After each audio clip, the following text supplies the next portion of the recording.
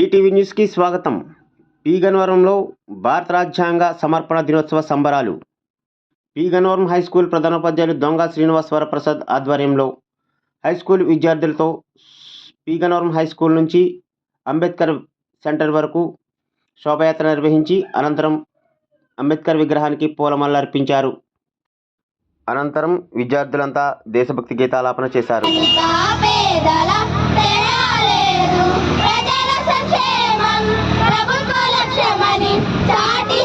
ఈ సందర్భంగా ఆంగ్ల ఉపాధ్యాయులు డి సురేష్ బాబు మాట్లాడుతూ, బాల్య దశ నుంచి దేశం పట్ల, భారత రాజ్యాంగం పట్ల అవగాహన కలిగించాల్సిన బాధ్యత ఉపాధ్యాయులపై ఉందని, ఇది ప్రతి స్కూల్లోని అమలు జరగాలని ఆయన మీడియా పూర్వకంగా తెలియజేశారు.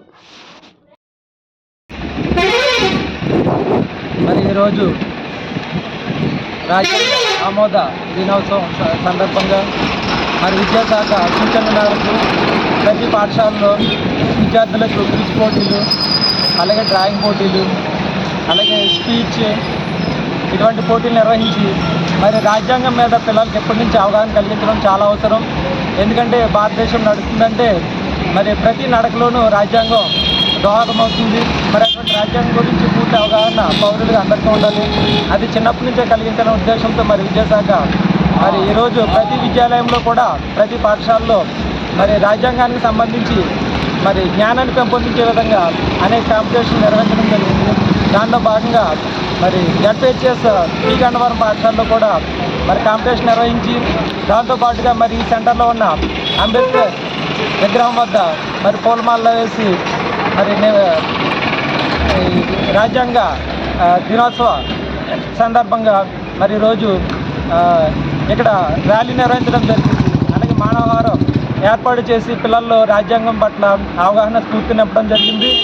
మరి ఈ సందర్భంగా రాజ్యాంగాన్ని నిర్మించడంలో మరి ప్రముఖ పాత్ర వహించిన మరి సభ్యులందరూ కూడా మరి గుర్తించుకోవడం జరిగింది. ముఖ్యంగా రాజ్యాంగ సభ అధ్యక్షులు మరి అంబేద్కర్ గారి యొక్క గొప్పతనాన్ని, ఆయన మరి రాసిన రాజ్యాంగం యొక్క విశిష్టతను గురించి తెలియజేయడం జరిగింది.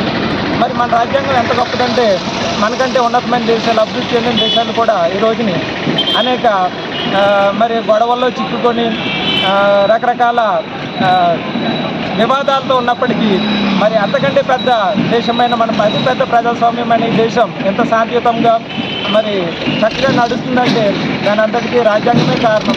అటువంటి రాజ్యాంగం గురించి అవగాహన కల్పించే అవకాశం మరి ఈరోజు తీసుకొని కూడా అందమైన అవగాహన కల్పించే